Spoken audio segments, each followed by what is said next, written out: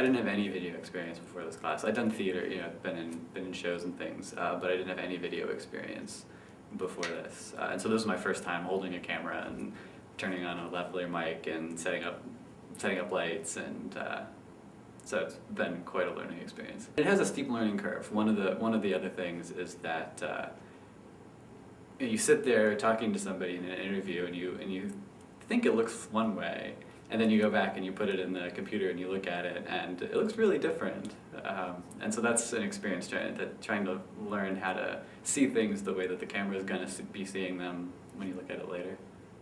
Filmmaking is sort of one of those activities that really changes how you look at the space around you. For one thing, so now whenever I go someplace I think about, well, if I was shooting here I would probably shoot on that side of the room, or I would turn those lights off or something like that.